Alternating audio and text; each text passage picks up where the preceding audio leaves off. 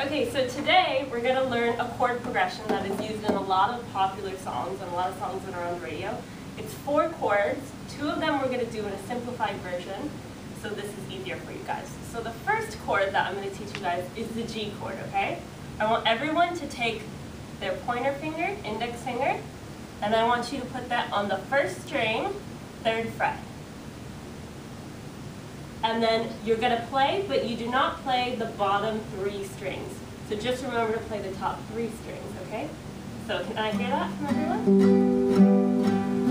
Okay, and before we go any further, the chord strumming pattern is going to go like this. So take your finger off. It's going to go like this. Down, down. You're going to mute for 2 beats, okay? So down, down, 1, 2. Down, down, 1, 2. Down, down, 1, 2. Perfect. You guys got it down. Okay, so can we try that with the G chord? Okay, so, perfect, that looks great. Okay, so, down, down, mute for 2. Down, down, mute. Down, down, perfect. Okay, so we're going to go from the G chord to the E minor chord, okay? Ooh. I know, right? Getting fancy here. Okay, so can everyone take these 2 fingers, your 4th and your 3rd, and you're going to put them on the 2nd fret, 5th and 4th string. Perfect. And this one you're going to play all 6 chords, okay? Perfect. So can we try that going down, down, stop, down, down, stop. Perfect. So what we're going to do now is switch between the G chord and the E chord. So if you guys just want to watch me, if you go down, down, stop, down, down, stop. So in between, you notice that I'm moving quickly, right?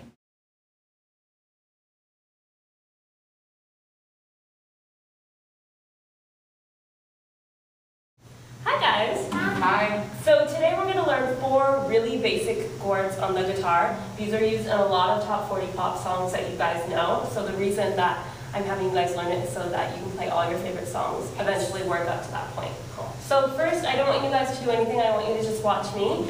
I'm going to play 4 chords. These are the chords that we're going to learn today. So we're going to learn G, and then E minor, and then C, and then D major. Now, so these are used in a lot of different songs, right? So I'm going to sing a little bit, and you guys probably know this song. If you want, you can sing along.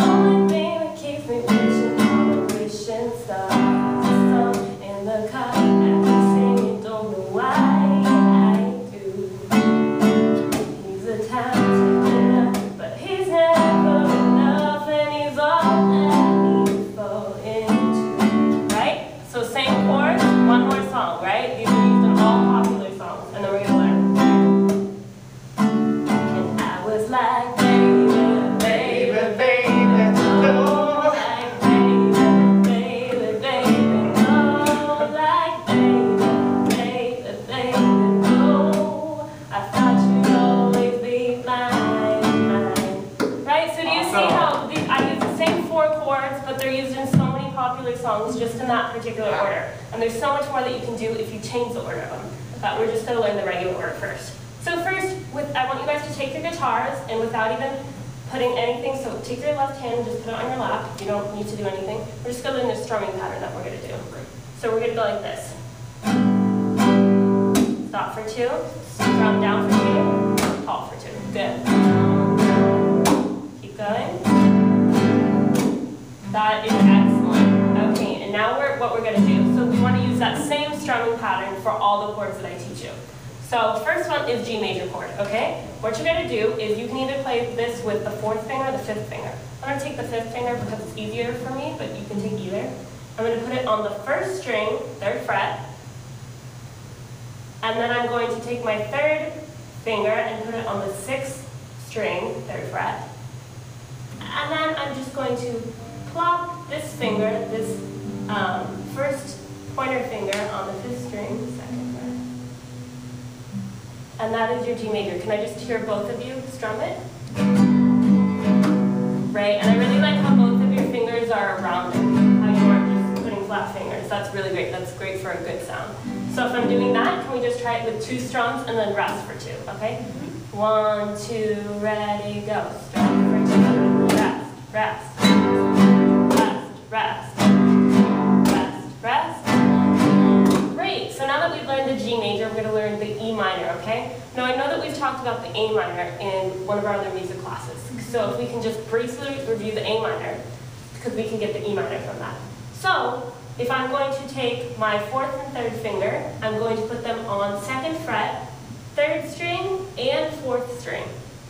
And then I'm going to take my pointer finger and put that on the 1st fret, 2nd string. So can I hear that? Great. So now that's A minor, right? We already know that. So to get E minor, right, I want everyone to lift their pointer finger up, and what you're going to do is just move the exact same shape of this chord, pick it up, and move it down 1 string. Can I hear that? Great, so that's an E minor chord. So can we do just twice, 2 strums, and then rest for 2? 1, 2, ready. I'm sorry, on what, starting on which one? Sorry, for E minor, okay. We're just going to strum down for 2 and then rest for 2. Cool. 1, 2, ready, go, strum down. Rest, rest, rest, rest. Good. So now we're going to do C major, right? That was G major, E minor. C major, I'm going to take my 4th finger, put it on the 5th string, 3rd fret, and then I'm going to take my 3rd finger, put it on the 4th string, 2nd fret, and then my little 1st finger, and I'm going to put it on the 1st fret, 2nd string. Okay, so I know it's really hard to change chords at first, and I know you guys learned the simpler versions of the G and C chord, but the reason that I teach you the main version is because once you learn the main regular version, although it may be hard at first, you can eventually play C7 or C9. So C9, you just like add a pinky. You can just find different, if you know the original, you just build off of that. So that's kind of cool. So now I'm just going to see if you can play the chords for me. So we're going to do G, E, E minor, C, and then D, okay? But I'm just going to watch you guys while you do it, and we're going to do it really slow. And it's okay if you get to the chords like after the fact, it's totally fine. So if I'm going to count off, like 1, 2, ready, and go with G. 1, 2, move to your next chord, E minor, E minor, move to C now, and C, that's great, move to D, D, great, okay, so now,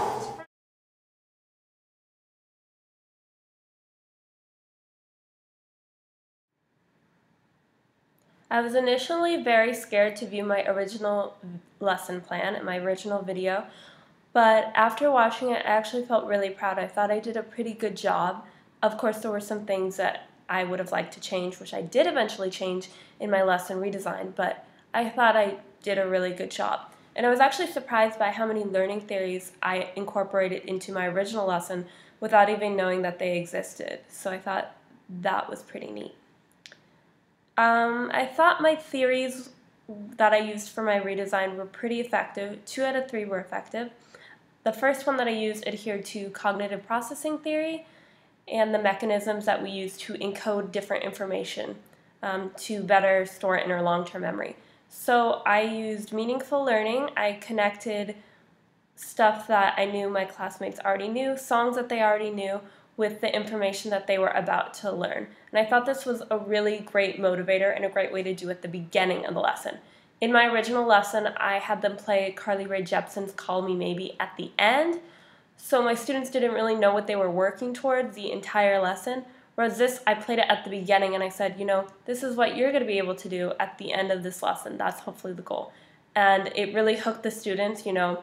Allie started harmonizing, Kevin's eyes lit up, you could just see it in their face that they were so motivated to learn. So that was really great. The second theory that I used, constructivism, was not entirely effective.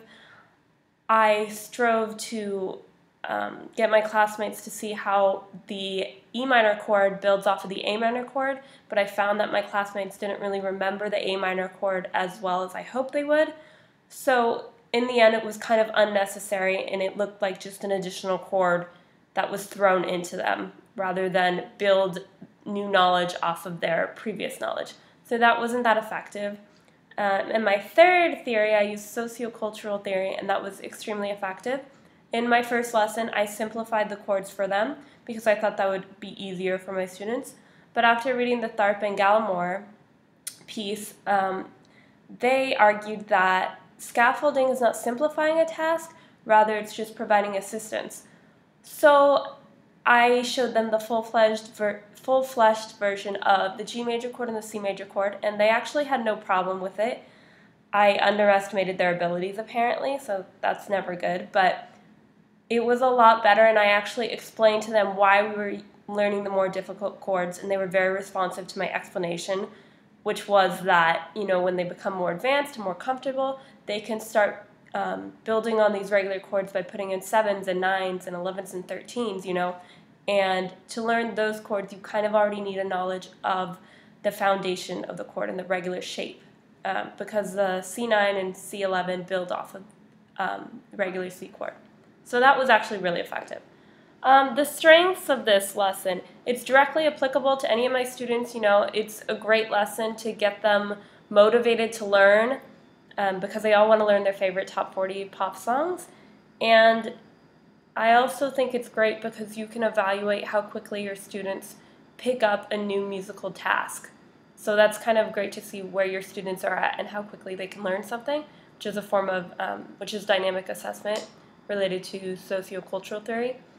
Weaknesses, like any instructional lesson, there's not a lot of time to accomplish a lot, so I had a hard time kind of teaching everything. It was very ambitious to teach in a short amount of time, and so I didn't exactly get to see, were all their fingerings correct, were the positions, was their sitting posture correct, were they only playing 3 strings when they should have been playing all the strings, or vice versa. So that was kind of hard to judge.